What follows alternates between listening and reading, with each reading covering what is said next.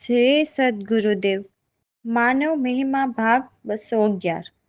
હે માનવ, આ ત્રિલોકીનાથ સોહમ પુરુષના લોકમાં હે જીવ, આ તે સોહમ પુરુષે એક ખોટો ખેલ રચ્યો છે. અહીંયા દેહ જેને ધારણ કર્યો તે સુખ્યો છે જ નહીં, તો આ સંસારમાં પણ સુખ નથી. આ ત્રણેય લોક સુખ સાગર છે જ નહીં.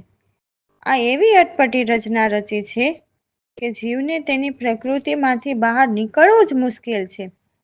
નહીતર આ ત્રણ લોકની બહાર નીકળવા નથી વાળ કે નથી દિવાલ, તેમ છતાં પણ આ જીવ નીકળી શકતો નથી. એટલે પરમાત્માના જ્ઞાની પૂરા સદગુરુ સિવાયનો જીવનો આ પૃથ્વીલોક ઉપરથી છૂટક્યો થાય તેમ નથી. અને સદગુરુ તો કરોડો આ પૃથ્વી લોક પર મહારથી બનીને જીવને આ દેવોના લોકમાં રોકનાર કરોડો છે.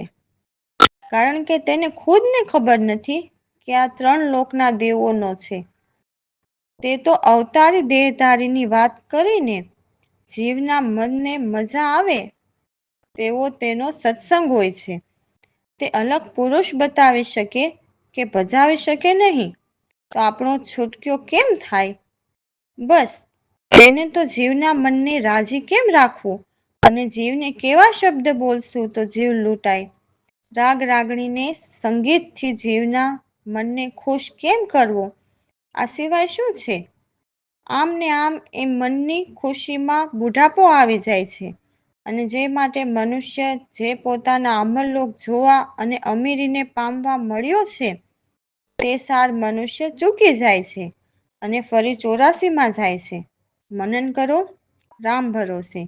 તો અમારા સદગુરુ પ્રવીણ સમજાવે છે કે હે માનવ, તારા શરીરમાં 16 કળા સમાયેલી છે, છતાં પણ કોઈ વાત ખૂટતી હોય એવું છે. તો કઈ વાત ખૂટતી હશે?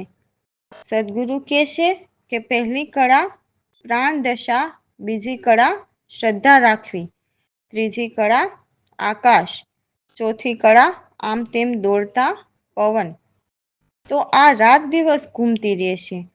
પાંચમી કળા ચેતનાની જ્યોતિ, છઠ્ઠી કળા નિર્પવિત્રતા, સાતમી કળા પૃથ્વી ઉપર જે દેખાય છે અને જે થાય છે તે, આઠમી કળા 10 ઇન્દ્રિયો જે જુદી જુદી રમતી હોય છે, નવમી કળા મન મસ્તાના, 10મી કળા અન્ન રસને ખાવા, 11મી કળા વીર્ય બાળવા, 12મી કળા તપસ્યા ધરવી.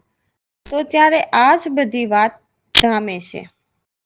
13મી કળા મંત્ર ઉચ્ચારવા, 14મી કળા ષટકર્મ વિચાર અને સોહમ પુરુષ ત્રિલોકીના વિચાર, 15મી કળા વિષય નિવારણની અને 16મી કળા બુદ્ધિ ફકીરમાં, એટલે પોતાની બુદ્ધિ અનુસાર કાર્ય કરે.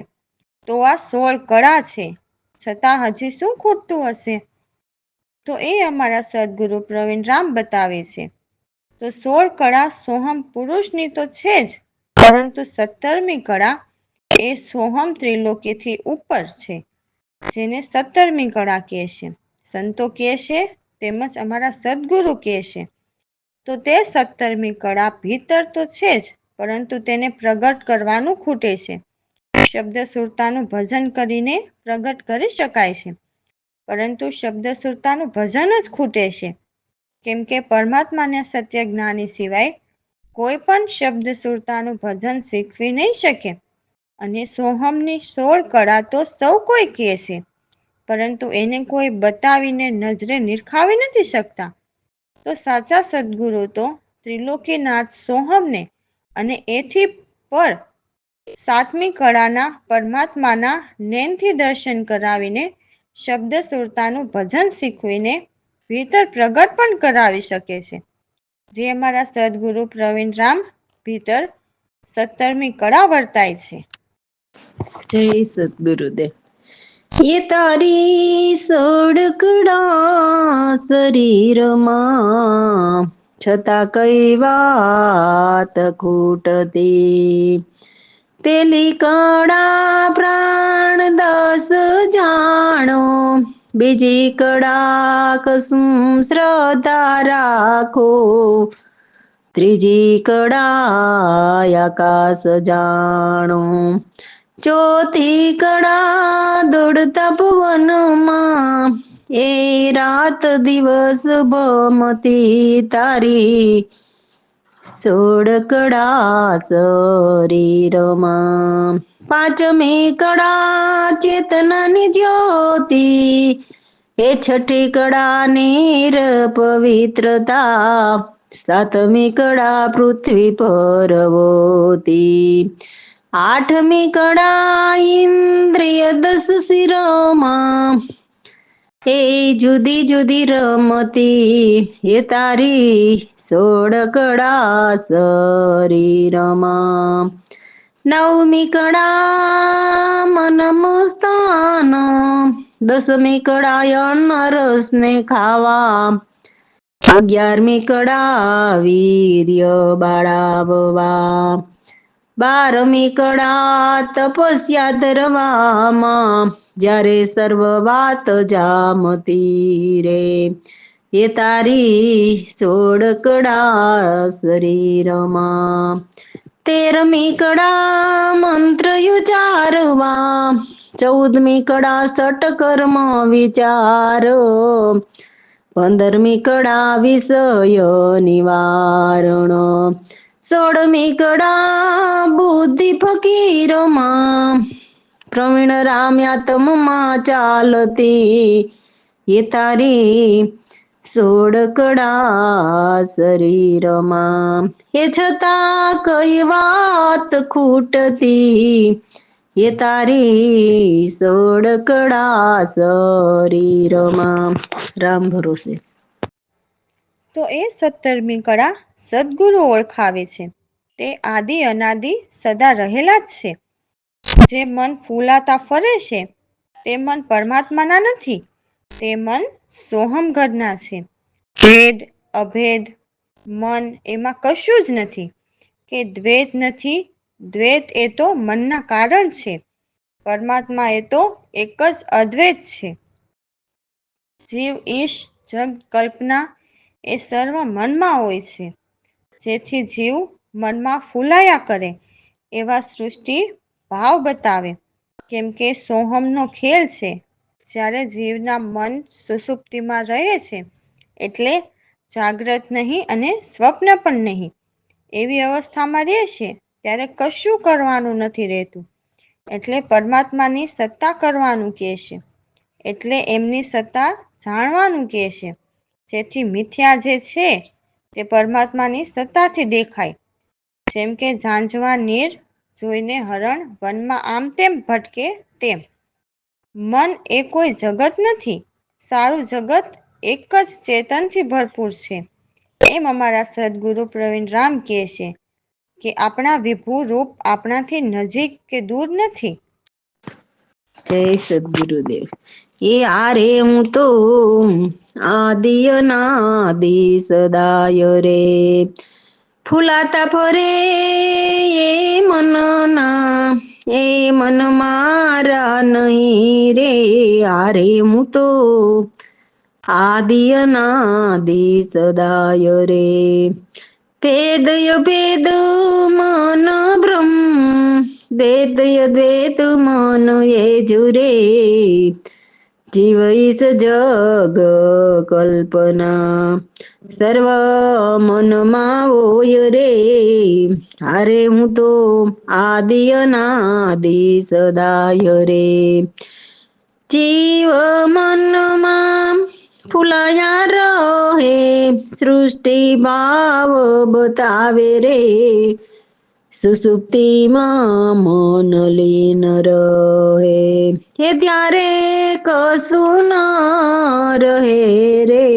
હારે હું તો આદિ અનાદિ સદાય રે, મારી સતા કર મન રે, નહીં મન કોઈ નહીં રે.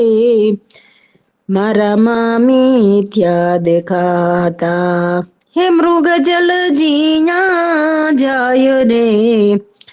હારે હું તો આદિ અનાદિ સદાય રે મન નહીં કોઈ જગત રે ચેતન ભરપૂર રે પ્રવીણ રામ વિસ્વરૂપ રે નેડા નહીં દૂર રે હારે હું તો આદિ અનાદિ સદાય રે રામ ભરોસે. તો અમારા સદગુરુ પ્રવીણ રામ સમજાવે છે તે માર્ગ 84 નો નથી. તે માર્ગ તો 84 માંથી નીકળીને પરમાત્માને પામવાનો છે. સદગુરુ શબ્દ સુરતાનું ભજન શીખવે તે ભજનથી ભ્રમ અને કર્મ ભાગે.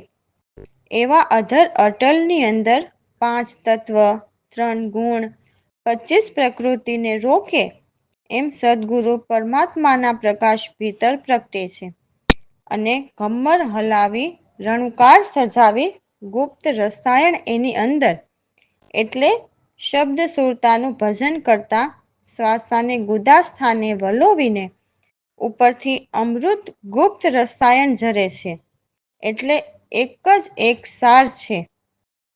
અમૃત રસાયણ ઝરતા તેનાથી દૂર વાણી પણ ઝૂકીને રહે છે. એવા જીવ આઠે પોર પરમાત્માના આનંદમાં રહે છે. એવા અવર્ણ, અતોલ, તોલ ચિત્તમાં રહે છે. તો એટલા ઉપાય જેની અંદર મળે અને સદગુરુએ બતાવેલી સેન સમજે એવા અમારા સદગુરુ પ્રવીણ રામ છે જેને હંમેશા બ્રહ્મ પર વિશ્વાસ ભરોસો રહે છે. તો એવા જે જન હોય તેની 84 મટે છે. ત્યાં નિત્ય પ્રેમથી બ્રહ્મમાં સદા સમાઈને રહે છે. જય સદગુરુદેવ.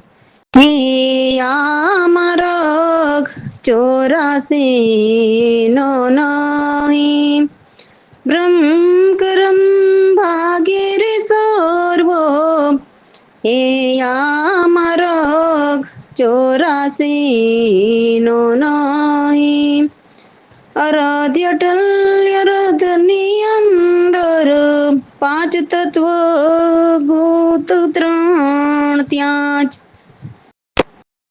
5 તત્વ ગુણ 3 ત્યાં જ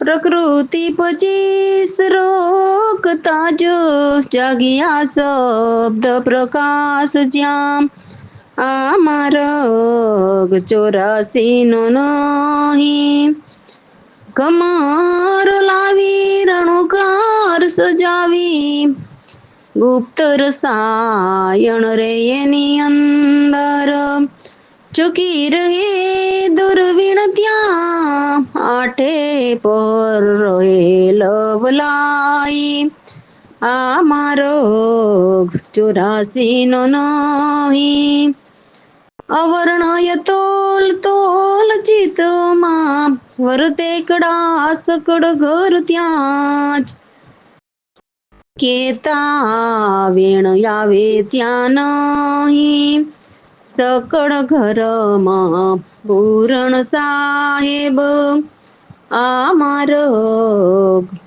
84 નો નહીં એટલા ઉપાય મળે એની અંદર એ સદગુરુએ મને સેન બતાવી ત્યાં પ્રવીણ રામનો ભરોસો યોહી નિત્ય પ્રીત રહે બ્રહ્મમાં સદાયુ આ માર્ગ 84 નો નહીં બ્રહ્મ કરમ ભાગે રે સર્વો આ માર્ગ 84 નો નહીં રામ ભરોસે. તો સદગુરુ સમજાવે છે કે જેમણે પરમાત્માની શક્તિ જાણી એમને સમજાય છે કે પરમાત્મા જ સકળ પ્રસાર છે.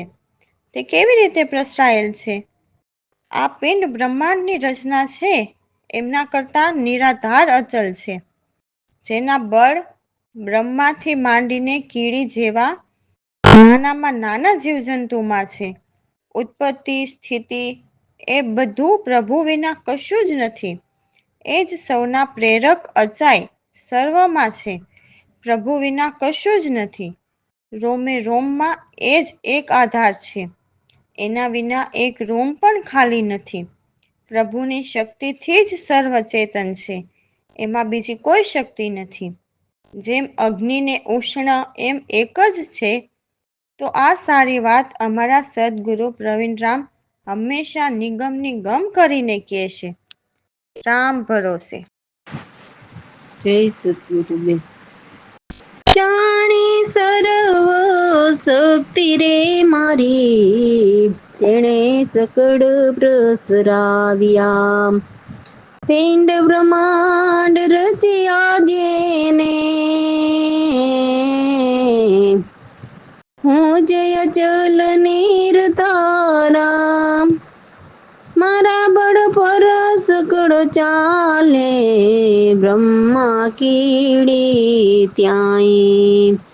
ઉત્પત્તિ સ્થિત લઈ મારાથી, હું પ્રેરક યચાઈ. જાણી સર્વ શક્તિ રે, મારા સ્વરૂપ સર્વમાં પૂરણ. રોમ રોમ યથાર રે, મારા વિના એક રોમ નહીં ખાલી. પિંડ બ્રહ્માંડ એક સારા રે, જાણી સર્વ શક્તિ રે મારી. હું એને શક્તિ દેત નહીં જોઈ, અગ્નિ ઉષ્ણ એક રાઈ રે. પ્રવીણ રામ અદ્વૈત્ય ચલ યજ, નિત્ય નિગમ કેવાય. જાણી સર્વ શક્તિ રે મારી, જેને સકળ પ્રસરાવ્યા રે. જાણી સર્વ શક્તિ રે મારી. રામ ભરોસે.